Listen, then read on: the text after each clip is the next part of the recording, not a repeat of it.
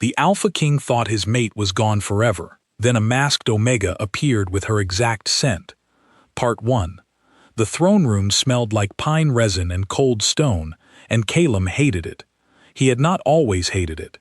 There was a time, 3 years ago, maybe 4, when he walked into that room and felt the floor hold him up the way ground was supposed to hold you. Solid, real, his. Now he walked in every morning, the same way he walked into every room. Head up, jaw set, eyes doing the thing that made junior courtiers forget what they were about to say. He had a name for this expression. So did his beta, Draven. Neither of them said it out loud. It was the face of a man who had decided to be fine. The court had learned to match his energy. Nobody mentioned her. Nobody had mentioned her in a very long time, the way you stop mentioning a wound that has closed over but sits wrong under the skin, still a little warm, still a little raised when the weather changes. The Lord spoke of alliances and grain and border disputes and trade routes, and whether the northern pack had been aggressive or merely opportunistic at the Ashenvale crossing. Calum listened to every word. He made decisions. He signed things. He ate his meals. He was, to look at him, absolutely fine. Draven knew better. Draven had been Calum's beta since they were boys running through the training yards with blunt wooden swords, and Draven had the particular misfortune of being too loyal to lie and too smart to believe the performance. He sat 2 seats to the king's left during court proceedings, and sometimes he watched Calum with an expression that Calum refused to acknowledge, because acknowledging it would mean having a conversation that neither of them had the vocabulary for. What do you say to a man who watched his fated mate fall from a cliff into a storm and then kept going because the alternative was not keeping going? What do you call that? Strength sounds like an insult. Survival sounds like something that happened to him rather than something he chose. The word that fits doesn't exist in any language Calum speaks, so he and Draven have an arrangement. Draven watches. Calum performs. Nobody talks. It had been working for 3 years. The morning it stopped working started the same as every other morning. Calum was mid-session, half listening to Lord Aldrich Veyron explain, for the 3rd time this quarter, why the Outer Territory trade agreements needed restructuring. Aldrich had a face built for trust, warm eyes, a good laugh, the kind of steady friendliness that made people feel heard. He had been master of coin for 11 years, and he was very good at the job, and Calum had never once in 11 years felt the low, private unease that he felt right now, which was almost certainly because he was tired, and because Aldrich was on his 3rd repetition, and because Calum had not, if he was being honest with himself, slept past the 3rd hour of the night in 3 years. He waved the man off, gently. There was paperwork. There was always paperwork. His steward, a small, careful man named Finn, cleared his throat from the side door. "My king, there is a traveler requesting a formal audience. An Omega healer. She calls herself Sarah. She is asking for passage rights through the eastern corridor of Drakmor territory. It is a standard transit request, well within the charter, but the outer gatekeepers flagged it per your standing instructions on unaffiliated Omegas traveling alone. Not because the request was interesting, because he had a rule, and the rule existed for a reason, and if he started making exceptions to the rule would stop working, and he needed the rule to work. Every unaffiliated Omega who entered Ironfell territory went through him. Every one. He had created the policy 17 months ago, and it had nothing to do with hope, and everything to do with administration, and he had told himself that so many times that he believed it most days. "Send her in," he said. Part 2. The woman who came through the door was not a threat. She walked like she wanted the room to forget her as soon as she left it. Head angled down, plain clothes, brown travel cloak worn at the hem, the kind of thing you buy when you want to look like everyone and no one. She carried a leather satchel over one shoulder, and her hands were loose at her sides, unhurried, easy. She was escorted by 2 of Calum's guards, and she did not look at either of them. She did not look at the throne. She wore a mask, half a mask really, polished silver, hammered smooth, covering the left side of her face from brow to jaw. The style was old, a healer's tradition from the southern outer territories, where the people believed that a healer who hid half their face invited their patients to project their pain onto the blank silver, made it easier to talk. Calum knew the tradition. He had no particular feeling about the mask. He noticed it the way he noticed everything, catalogued it, filed it, moved on. She stopped at the appropriate distance and inclined her head. "My king."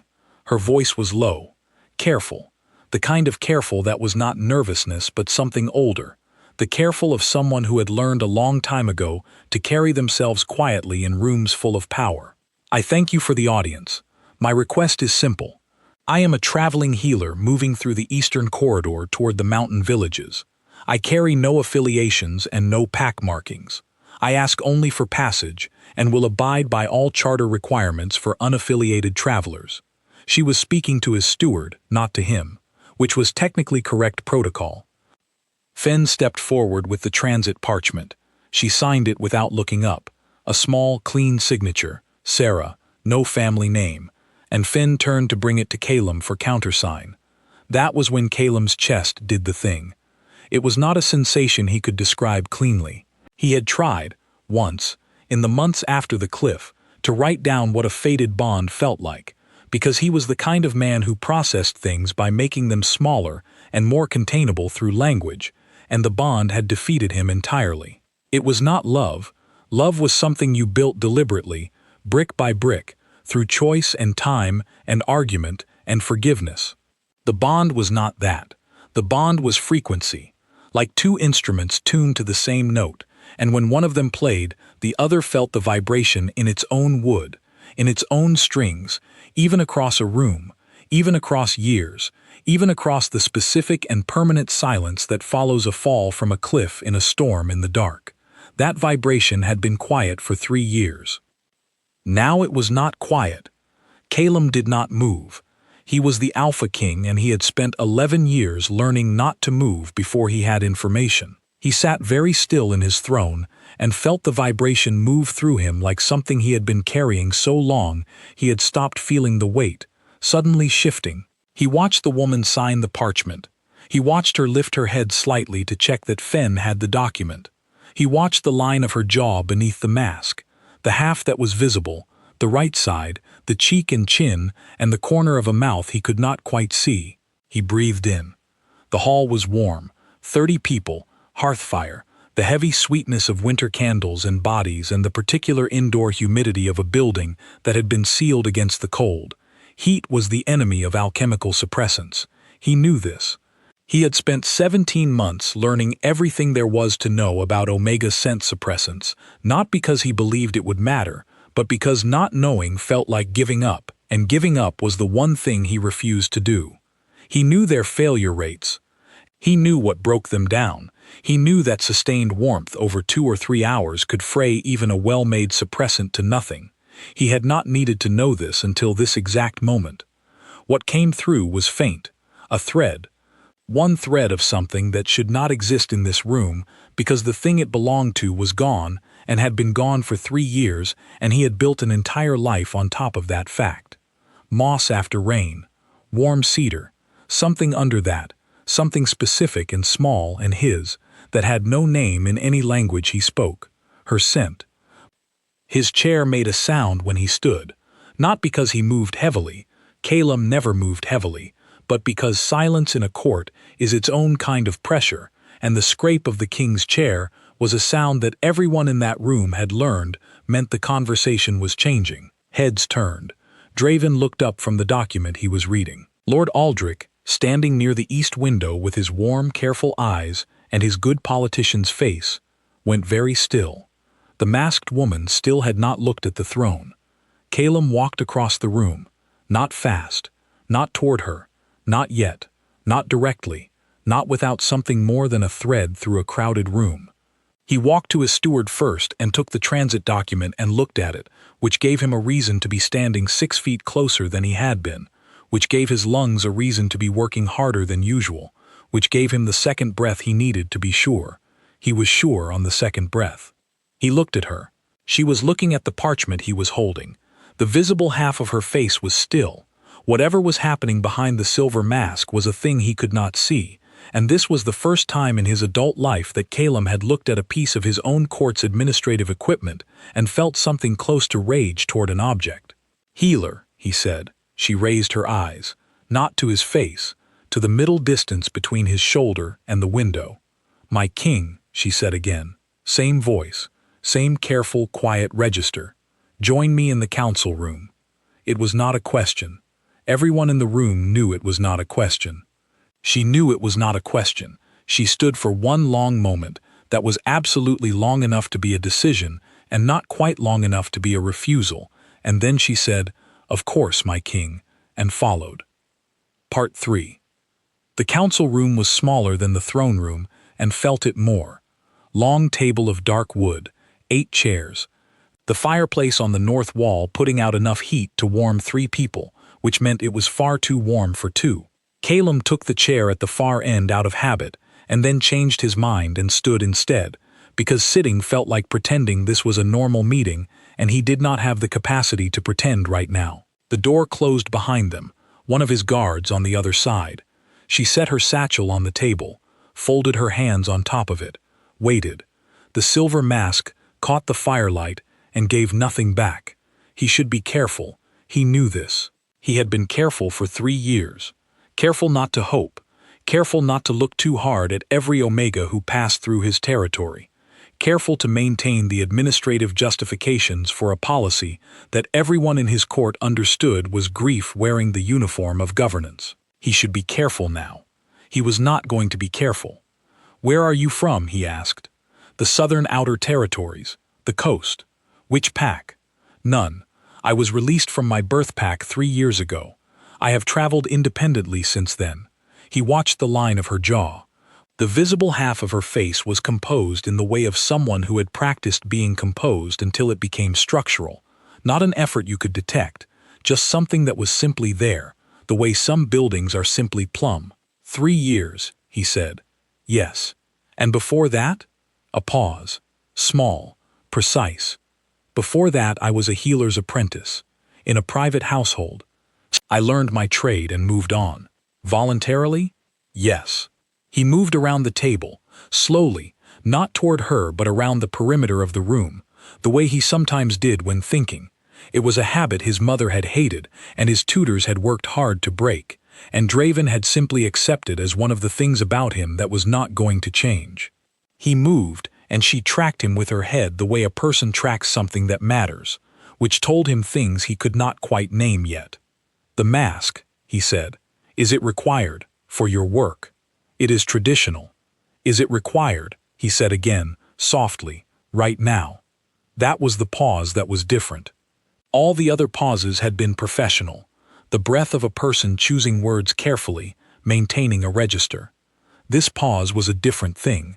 This pause had weather in it. "My king," her voice was still quiet, still controlled, but there was something under the control now that had not been there before. "I am a traveler requesting passage. I have signed the charter and paid the transit fee. I do not believe there is a provision in Ironfell law requiring an unaffiliated Omega healer to remove a traditional face covering in a private meeting." "There isn't," he said. "Then, I am not citing law." She went very still. He stopped moving. He was on her side of the table now, standing still himself. The firelight behind him doing all the dramatic atmospheric work he did not need it to do. He looked at her, and she looked at his collarbone, and the room had somehow gotten smaller while he was walking around it. "The bond in my chest," he said, without any particular inflection. "The way you state a fact that you have lived with long enough that it no longer has the power to break your voice, has not made a sound in 3 years." He breathed. "It is making a sound now." This time she looked at him. He saw it, the flicker across the visible half of her face, the thing that happened before she could stop it, just the edges of something that was not surprise, and not grief, and was both of them at the same time. She looked at his jaw, his throat, the gray at his left temple that had not been there before the cliff. He saw her looking, she saw him see her looking. Neither of them said anything for a long moment. Then he said, very quietly, "Tell me your name, your actual name, not Sarah." The fire cracked. Somewhere outside the room a door closed. The sounds of a court going about its business, entirely unaware that in the council room off the main hall, two people were standing in the kind of silence that only exists between a question with one answer and the person who has not decided yet whether to give it. She looked at him for a long time, then she said, "Not yet." He could have pushed. He was the Alpha King. The thought crossed his mind, a quick flat shadow, and he let it cross and leave, because whatever kind of man he had been before the cliff, whatever kind of man grief had made him, he was not the kind who closed distance without being invited. Not with her. Never with her. "Then stay tonight," he said, "as my guest. In the East Wing." She started to refuse. He could see it forming on the half of her face he could read. "Stay," he said, and the word came out quieter than he intended, and more honest than he was comfortable with. "Please." She stayed. Part 4. The East Wing guest rooms were the quietest part of Ironfell Keep. Lyra knew this because she had chosen them on purpose, the first time, years ago, when she was newly arrived at the court and still learning the map of the place, where the kitchens were, where the guards rotated, which corridors carried sound and which swallowed it. She had chosen the East Wing then because she was someone who needed quiet to think, and she chose it now, in the body of a woman named Sarah with a leather satchel and a half-eaten story, for the same reason. She needed to think. She sat on the edge of the bed and took the mask off and held it in both hands. The fire in the hearth was lower than the one in the council room, which was better. She could breathe here. She needed to breathe. The mask was silver gray and cool against her palms. She had made it herself, or more precisely, she had bought the components and assembled it over 3 long nights in a rented room in a port town on the southern coast, 2 weeks after she woke up in a fishing hut with cracked ribs and no memory of the fall itself, only the feeling of falling. She had made the mask because she needed to move through the world as someone other than who she was, and she had given herself the name Sarah because it sounded coastal and unremarkable, and because it was the name of the woman in the fishing hut who had pulled her out of the water and wrapped her broken ribs and asked no questions, which was the most generous thing anyone had ever done for her. 3 years of being Sarah. She had rebuilt herself in those 3 years, and rebuilding is not the same thing as healing.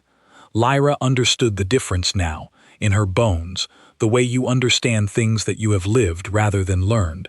Healing is what happens when the wound closes and the tissue grows back clean. Rebuilding is what you do when you are not sure the original structure was safe to begin with. When you look at the life you were living before the fall and you ask yourself, very quietly, in the dark of a rented room in a port town, whether anyone was trying to kill you or whether you simply slipped. The answer had taken her 8 months to confirm. Aldrich Veyron, Lord of Coin, warm eyes, good laugh. The man who had spent 11 years building himself into the infrastructure of the Ironfell court until he was as load-bearing as the columns in the Great Hall. The man who had, on the night she fell, made sure that her wine at the evening banquet was laced with something that did not kill, but that disrupted the particular sensitivity of Omega navigation, the ability to judge distance and balance and the edge of things, and then arranged for the walk back from the cliff overlook to happen without her usual escort. He had not pushed her. That was the elegant part of it. He hadn't needed to. He had simply removed the things that would have kept her from falling herself. She had spent 2 years building a case, 3 territories, 7 different financial records she had stolen, copied, or coaxed out of people who owed her healers favors. A payment log in Aldrich's own hand, in code, but the kind of code that breaks when you have enough patience and nothing else to do on long coastal winters. The code pointed to a payment made 3 years ago to a southern herbalist for a compound that had no legitimate use in any kitchen or apothecary. She had come back to Ironfell not for Calum. She had told herself that very clearly, on the boat across the strait and in every hour of travel that followed. She had come back for Aldrich's name in front of witnesses. She had come back to finish the thing. She had come back for justice, which was clean and purposeful and did not require her to think about whether Calum had searched. Whether Calum had searched. She turned the mask over in her hands. Her ribs still ached sometimes when the cold came in. Old fractures, knit wrong. She pressed her thumb against the seam on the inside of the mask where the hinge attached and felt the small familiar pain of the metal edge. He had looked at her in that council room like she was the answer to a question he had stopped letting himself ask. She had looked at the gray at his temple and the new line between his brows, and she had thought, with the particular cruelty that the mind produces when you are trying very hard not to feel something, he is older, 3 years older. She had missed 3 years of him getting older. He had gotten older without her, and she had gotten older without him, and that was the shape of the thing that she could not afford to feel right now. Not in this room, not in this keep, not while Aldrich was 40 meters away at the end of a corridor, probably still wearing his warm eyes and his good laugh, and his carefully maintained innocence. She put the mask on the bedside table. She lay back on the bed with her boots still on. She stared at the ceiling. The bond in her chest had been singing since she walked through the gate. She had been ignoring it for 4 hours. She was getting very tired of ignoring it. Part 5. At the second hour past midnight, someone came through her window. Not Calum, one of his guard's uniforms, but without the crest. A small, telling detail that Lyra noticed in the half-second between the window latch lifting and her being on her feet with the small iron tool she kept inside her left boot for exactly this category of problem. The man froze. He was large. He had been expecting, probably, a sleeping Omega healer. He had not been expecting someone standing in the dark with flat eyes, an appointed object, and the stillness of a person who had been waiting to be found. "Sit down," Lyra said. He sat. "Put both hands where I can see them." He did. "Tell me who sent you," he told her, in under a minute. People generally did, when the person asking was calm. Rage is manageable. The body braces against it. The mind finds the walls. But calm is a different thing entirely. Calm suggests the person asking does not need you to cooperate. It suggests they are simply curious what you know, and already have a contingency for when you stop being useful. He said a name she already had in her papers. Aldrich Veyron. She sat on the edge of the bed across from the man and said nothing for a moment. The name in this room, with the walls of Ironfell keep around her, with Calum 40 meters away, it landed differently than it had when she'd found it in a payment ledger in a port town 2,000 kilometers from here. She had known it then with her mind. She knew it now with something older. "He knows I'm here," she said. Not a question. The man said nothing. "He recognized my scent," she said. Or he recognized that Calum recognized something. One or the other. She looked at her hands in the dark. She had 2 choices. She had always, in 3 years, only ever had 2 choices. She was simply usually far enough from Ironfell that the second one didn't feel like a real option. Run. Take the evidence she had. Cross back over the border. Deliver the papers to the regional council. Let it become political. Let it take years. Let Aldrich maneuver and deny and charm his way through whatever investigation followed. Probably slowly, probably expensively, probably inconclusively, because the regional council was made of men who drank with men like Aldrich. Or stay. She tied the man's wrists with the belt from her traveling cloak. Not tight enough to hurt, but tight enough, and put him in the wardrobe, which was large enough and had enough ventilation, and she left the latch unbolted on the inside so he could work himself free in an hour or so. She was a healer. She was not a person who left people in wardrobes permanently. She picked up the mask. She put it down. She picked up the evidence satchel. Then she went down the corridor toward the king's study. Part 6. Calum was at his desk when the door opened. He had not been asleep. He had been at his desk since leaving her in the guest corridor 4 hours ago, pretending to read dispatches that he had read twice already and retained nothing of, because his mind was in 2 places at once, and his body was in one of them, and the other one was 40 meters down a hall, and he was not going to go there uninvited, and he needed the dispatches to keep his hands busy while he worked through his options. The door opened without a knock. She came in and closed it behind her, and stood with her back against the door, and her satchel across her body, and the mask in her left hand, not on her face, just held at her side like she had already made the decision, and the mask was evidence of it. She was wearing her traveling clothes still. Her boots were still on. She looked like a person who had not slept and was not planning to. She looked, he thought, like herself. He stood. He did it the way he had stood in the throne room. Automatic. A thing the body does before the mind catches up. And then he stopped himself from moving closer, which required more effort than anything he had done in 3 years, including 2 border negotiations and a famine response. "Aldrich sent someone to my room," she said. The name landed between them, and he felt what it did to his face, and he let it, because it was the first time in 4 years of serving on his own council that he had heard Aldrich Veyron's name and felt something other than low-grade trust. "To search," he said. "To search. Possibly to silence, if the search confirmed what he suspected. Are you hurt?"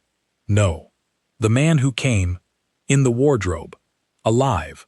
I left the latch unbolted. He'll be out by morning." He stared at her for a moment with an expression he was not regulating. "You put him in a wardrobe." "I am a healer," she said, which managed to be both an explanation and a mild rebuke simultaneously. He crossed the room, not toward her, past her, to the door, which he locked and then bolted, both, and then stood with his back to it for a moment, thinking about the fact that he was now locked in his study with a woman who was supposed to be dead, which he had imagined a number of times over 3 years, and he had never imagined it was going to start with the phrase, "He's in the wardrobe." He turned around. She set the satchel on his desk and opened it and spread the papers. She talked him through them in the flat, organized way of someone who has been rehearsing this particular presentation for a very long time. The payment records, the code, the herbalist's ledger, the compound and what it did, and how long it took to work, and what the dosage would have looked like in a cup of evening wine. She was precise and comprehensive, and she talked about her own attempted murder the way a physician discusses a case, which told him more about the 3 years she'd lived than anything else she could have said. He read every page. He read them once fast and once slowly, and the second time he was aware of something happening behind his sternum that was not the bond, or not only the bond, but something colder and more specific. Aldrich Veyron had sat in his council for 3 years after this. Aldrich Veyron had attended her memorial. Aldrich Veyron had, on the occasion of the first anniversary of her death, said something to Calum in a private hallway that Calum had taken as comfort and was now understanding differently. A king must learn to use his grief, not be used by it. Calum set the papers down. He stood very still with his hands flat on his desk. The candle on the desk had burned down past the 2-hour mark. The fire was lower than it had been. The room was warm and quiet, and everything in it was familiar, and exactly what it had been 6 hours ago, and everything in it was completely different. "Lyra," he said. It was the first time he had said her name out loud in a year and 4 months. He knew the precise interval. He was not proud of knowing it. She was looking at the papers. She did not look up. "I need you to know," he said, "that when they told me you had fallen, I spent the first 14 months searching, not performing a search, searching. Every stretch of coastline below Ashenvale, every village within a 3-day radius, every healer, every fisherman, every traveling trader who had moved through the region in the week before and the month after." He paused. "I stopped at 14 months because Draven told me that if I didn't stop, I was going to start a war with 3 territories that had sent condolences and would take my search as accusation. And because the evidence, all of it, said you were gone." She was quiet. "I am telling you this," he said, "not as a defense. I know what 14 months means, against 3 years. I know what stopping looks like from where you were standing." Another pause. "I am telling you because you should know it happened, not because it makes anything right." She looked up. He saw the half of her face that was visible, and the half that was still in shadow, and the one eye he could read had the glitter of something that was not tears. Lyra had never cried easily. He remembered this. She processed inward. She went somewhere quiet, but the edges of something that was working hard at being controlled. She said, "The bond, does it hurt, still?" He looked at her for a long time. "Yes. Mine too," she said, very quietly, "the whole time." The candle threw a small, warm circle on the desk between them. Inside the circle were her papers, her 3 years of work, her case, her blood money collection of evidence. Outside it, the room was all soft shadow. He said, "What do you want to do?" And this was the thing about Calum, the thing that made him a different kind of king than the ones before him, the thing that Draven tried to explain to junior advisors and always failed to fully convey. He meant it. It was not rhetorical. He was not telling her what would happen. He was asking her what she wanted, because she was the one who had spent 3 years building the case and losing the years, and deciding to come back, and whatever happened next was going to happen to her first, and to his court second, and the order of that mattered. She was quiet for a moment. Then she said, "I want him to hear his own words in front of everyone he has ever tried to manage." Calum nodded once. "Then that is what will happen." Part 7. The summons went out at the 4th hour past midnight. Not to the full court. Calum was precise about this, a thing Lyra watched with something close to recognition, the way you watch someone do a job you know well. He summoned only the inner court, 12 lords, 4 advisors, the military commander, the chief steward, and Draven. He sent the summons through channels that bypassed Aldrich Veyron's administrative reach, which meant it went through Fen, who had been Calum's steward for 9 years and was loyal in the particular way that very quiet, very careful people are loyal, not loudly, not declaratively, but durably, in the way of something that does not move when pushed. He told Fen 3 things. Get the inner court to the throne room by the 5th hour, bring the 2 court scribes, and send a separate summons to Lord Aldrich Veyron, stating only that the king required his presence for an urgent matter of treasury security. Fen looked at the king's face, and then at the masked woman standing quietly to his right, and then back at the king's face. "Yes, my king," he said, and left without asking any of the questions that were clearly visible in his expression. Lyra sat in the antechamber while Calum prepared. She had changed into the one good set of clothes in her satchel, dark green, plain but well made, the clothes of a person who was not trying to look important but who did not mind being looked at. She had considered the mask for a long time. She put it on the bench beside her and did not pick it up again. Draven came to find her at the 4th hour and 40 minutes. She had not spoken to Draven in 3 years, and Draven had not spoken to her, and yet they looked at each other across the antechamber with the recognition of 2 people who share a complicated third person in common, and the silence was not awkward so much as full. He was grayer than she remembered. He had a new scar at his jaw that she found herself professionally cataloging before she remembered she was not on duty. "My queen," he said, quietly, not hesitantly, "the way you use a title you've been keeping warm." She felt the word move through her. "Not yet," she said. "Let tonight finish first." He looked at her for a moment. Then he nodded.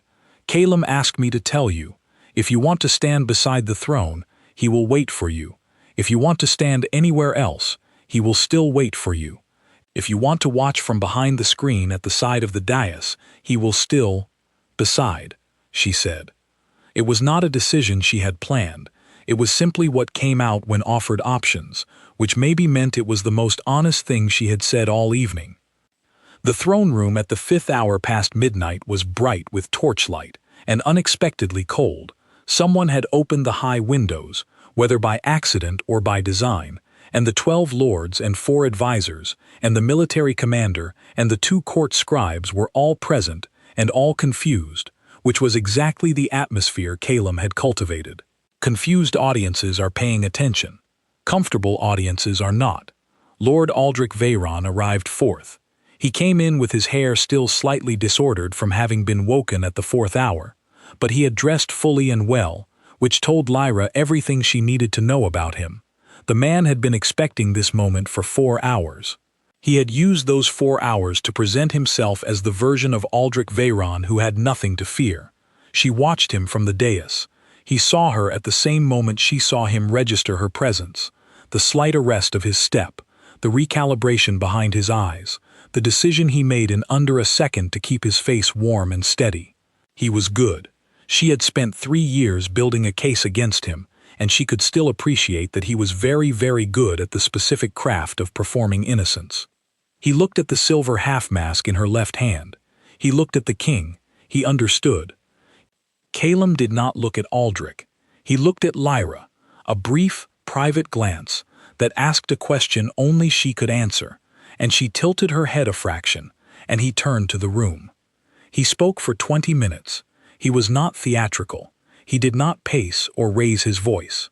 He presented the evidence the way Lyra had presented it to him. Methodically, in order, the payments before the compound's effects, before the evening of the banquet, the wine, the escort that was missing when it should not have been missing. He read from the documents. He had the scribes record everything that was said. He answered questions from the lords precisely and without defensiveness, because he was not defending himself. He was doing the thing kings do when they are also prosecutors, which is to make the record so complete that there is no room left in it for doubt. Aldrich spoke at the end. He asked questions first, sharp, lawyerly questions about the chain of evidence, about the credibility of a woman who had been presumed dead, about the authenticity of documents obtained across 3 territories without official charter. He was good at this too. For a moment, Lyra watched the lords' faces and saw the thing she had always feared, the slight uncertainty of men who trust the voice of a familiar colleague more than the paperwork of a woman they have never met. Then Aldrich made his mistake. He was almost to the end of his defense when something shifted in him, some calculation, some reading of the room, and he said, in the voice of a man who has decided that the boldest move is the only one left, "With respect, my king, a live queen is a complication, a dead one was a peace. The court managed 3 stable years under your steady hand, without the instability that a contested bond creates. I ask the court to consider whether the record is really about what it purports to be about, or whether it is about restoring a situation that was, in its nature." He stopped. He stopped because every person in the room had gone very quiet, and quiet in that particular register means the calculation has gone wrong, and Aldrich was smart enough to know that once the words were out they could not be retrieved. He looked at the king's face. Calum had not moved. He was standing with his hands behind his back, and his face arranged in an expression that Lyra had seen exactly once before in her life, on the morning after a northern lord had come to the Ironfell court under a flag of peace and used the dinner to insult one of Calum's packmates. The expression was not anger. It was the specific removal of care, the look of someone who has decided that what happens next is not a matter of emotion but of arithmetic. "Are you finished?" Calum said. Aldrich was finished. Part 8. The rest of it was, in the way of formal proceedings, the least interesting part. Aldrich was detained, not violently. 4 guards, a formal reading of charges, the particular dignity that Calum extended to even this moment, which Lyra suspected was less about courtesy and more about ensuring that the record showed no cruelty. He was a man who understood that history is made in the documentation, not the drama. The lords witnessed everything, the scribes recorded everything. The matter would go to tribunal in the spring, which was technically Ironfell charter procedure and practically a formality, because the evidence was complete and the confession was in the room. By the time the court dispersed, it was nearly dawn. Lyra stood on the dais as people left and felt the accumulated weight of the night move through her in the particular way exhaustion moves when you have been holding yourself very still for a very long time and have finally, cautiously, stopped. Her ribs ached. The old fractures, telling the weather. She pressed her hand against her side without thinking and then took it away when she noticed Draven noticing. Draven pretended not to have seen. She pretended not to have seen him pretend. It was the beginning of something comfortable. The room emptied. Calum came to the dais, not quickly.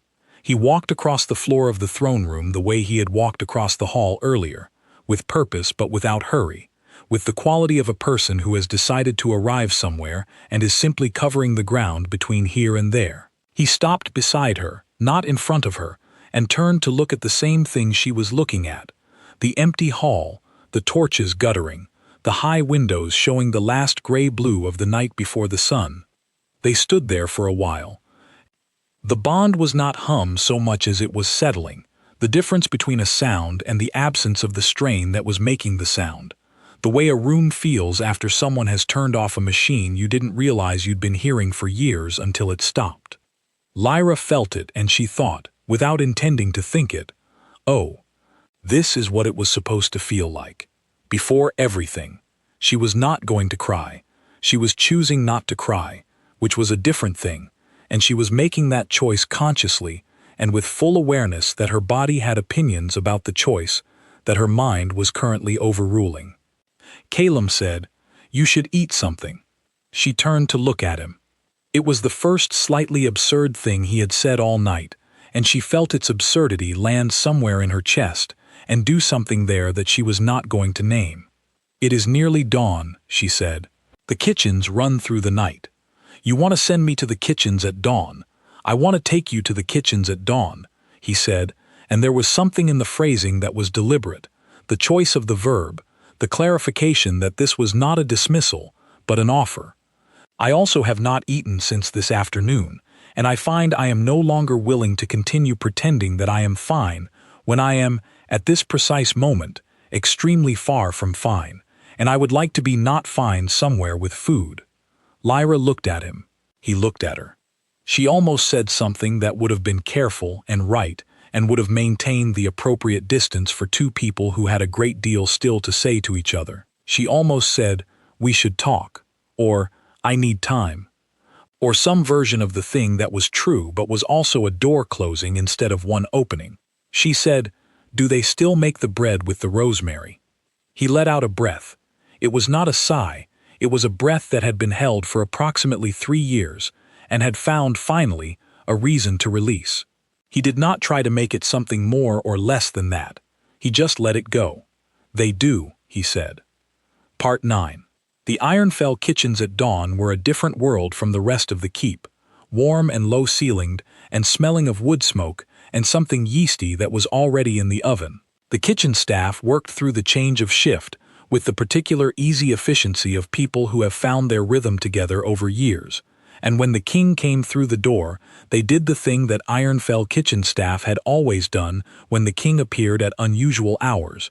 They made space, put bread on the table, poured something hot, and went back to their work without making it strange. It was one of the things Lyra had loved about this place. Had loved. She couldn't tell the tense from inside it. They sat at the long prep table in the corner, the one that was not for presentation, not set for company, just a working table with flour still in the grain of the wood, and marks where someone had been cutting root vegetables a few hours ago. Calum poured his own cup and filled hers without asking, which was either presumptuous or simply the act of someone who remembered that she took tea black and was acting on remembered knowledge rather than assumption. She decided it was the second thing. The bread came. The rosemary was there. They ate for a while without talking, which was something not everyone can do. Eat in silence with someone without the silence becoming a third presence that needs to be managed. Lyra had eaten alone for 3 years, and the habit of silence was deep in her. But this silence was different from the silence of eating alone.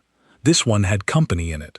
She watched the kitchen work, the bread coming out of the oven, the woman near the window sorting herbs with quick, confident fingers. She said, "I didn't know if you had looked." He was quiet for a moment. Then, "I know. I saw the memorial. From the coast." She paused. "Someone brought news south. I heard it in a port town about 4 months after. They told it like it was settled. The Ironfell queen, gone. The king grieving." She looked at the bread. "I didn't know if the grief was real or performed. I didn't know, for a long time, if you were looking or if you had decided I was gone, and that was manageable, a loss you could work around." "Lyra, I'm not accusing you," she said. "I'm telling you what I thought. I am telling you the version of events that I lived inside for 3 years, so that you understand why I came back alone and armed, and with a false name. I needed to come back as someone who did not need rescuing, because I had spent a long time not being sure that anyone was coming." He set his cup down. He was quiet for long enough that she started to regret saying it, not because it was wrong, but because there is a kind of truth that is precise enough to hurt in a way that cannot be immediately addressed, and she had not come here tonight to hurt him. She had come here tonight for bread, and because Aldrich had sent someone to her wardrobe, and because the bond in her chest was tired of being managed. Then Calum said, "The gray at my temple." She looked at him. "You looked at it. In the council room. You looked at it the way a person looks at evidence." His voice was steady, but it had the quality of something underneath it, not quite controlled, not quite not. It started at month 16. I noticed it because Draven looked at it the same way, like a verdict. She did not say anything. She didn't need to. She reached across the table, slowly, and put her hand over his where it was resting flat on the wood. Not tightly, just there. He turned his hand over, slowly, carefully. The way you handle something you have not held in a long time and are not sure is still intact. His hand closed around hers. The kitchen moved around them. The bread cooled slightly. Someone dropped a ladle and another someone laughed about it, and the shift changed over at the back station, and the sun came up outside the high narrow window above the oven and put a bar of pale gold across the floor. She said, "I need to tell you about the ribs." He looked at her. The fall broke 3 of them. They healed, but they healed in a fishing hut with someone who was generous but not trained. The left side still, "I feel it in the cold." She said it in the same flat clinical voice she had used to present the evidence, which meant it was the tone she used when the thing was difficult to say as itself. "I am telling you because you are going to find out, and I would rather tell you than have you feel it when I didn't expect it, and I would rather you know." He said nothing for a moment. Then he said, "May I?" She looked at him. He nodded slightly toward her left side. She nodded. Then he reached out and pressed 2 fingers, gently, against her ribs through the fabric of her shirt. Healer's touch. She would have known it anywhere. The careful diagnostic pressure that was not intimate, but was entirely close. The kind of touching that carries attention in it, rather than want. He pressed and she breathed, in the particular way that old injuries require, and he felt where the breath caught. He took his hand away. He said, 3. She said, "Yes." He said, "I'm going to get you a good healer." She said, "I am a healer." He said, "You know what I mean." She did. She did know what he meant. He meant someone who could look at what had healed wrong and decide whether it could be made better, and he was going to have a feeling about the answer either way, and he was warning her in advance that he was going to have that feeling. She found that she was capable of letting him have it. That was new. 3 years ago she had been someone who managed his feelings before he had them, who smoothed things over, who presented herself as fine because fine was what the court required of the queen, and she had not yet learned the difference between what the court requires and what the person beside you is actually asking for. She had learned that difference. She had learned it in a fishing hut with a woman named Sarah who had asked no questions and let her be as not fine as she needed to be. And she had carried that knowledge across 3 years and 2,000 kilometers and the fall from the cliff, and the weight of the evidence and the room where Aldrich Veyron said a live queen was a complication. She was not interested in being fine. She was interested in being here. The sun was all the way up now. The kitchen had shifted into its morning rhythm. Bread counted and stacked. Fires banked down. The staff that came in at first light starting the long work of the day. Through the high window the sky was the specific white gold of a winter morning that has not yet decided whether to be clear or cloudy, and the bar of light across the floor had moved from the oven to the table to somewhere near the door. Lyra looked at the mask on the bench beside her. She had set it there when she sat down and had not touched it since. The silver caught the morning light and gave it back slightly warmer than it came in, which was a property of the metal she had not noticed before. She thought about the 3 years it had been on her face, the number of conversations it had sat through, the border checkpoints, the outer territory healers' halls, the long coastal road, the boat crossing, the gate of Ironfell. She said, "I need to decide what to do with it." Calum looked at the mask. He said, "Keep it." She looked at him. "It was for hiding. It was for surviving," he said. "Those are different things, and you should keep the evidence of it." She looked at the mask for a moment. She thought about the fishing hut. She thought about the woman who had given her the name. She thought about the night she had assembled it, the cold room, the smell of the harbor, the feeling of putting it on for the first time and understanding that the person behind it was the person she was going to have to become if she wanted to come back at all. She picked it up, she turned it over in her hands, she set it in her lap. Calum refilled her cup. She said, "I'm hungry again." He looked at the table. The bread was mostly gone. He stood and walked to the counter and said something quiet to the woman working there, and came back with a plate of sliced cheese and preserved fruit and more bread, and he set it down and sat down and she ate, and the kitchen worked around them, and the morning got brighter outside the window. At some point Draven put his head through the door, saw them, and withdrew without speaking. She could hear the particular quality of the not speaking. It was not absence, it was a man removing himself from a scene so carefully that the removal itself was a kind of presence. She had always liked Draven. The morning went on. They did not make any declarations. They did not resolve the 3 years, or agree on what happened next, or discuss the complicated machinery of reinstating someone who had been dead for 3 years, which was going to require paperwork in quantities that Lyra found herself experiencing a preemptive low-grade dread about. They did not kiss, or weep, or produce a speech.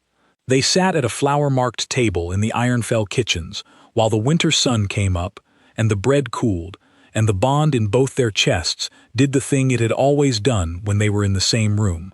It settled into a register that was neither loud nor silent, just present, like weather that has finally found the direction it was always going to blow.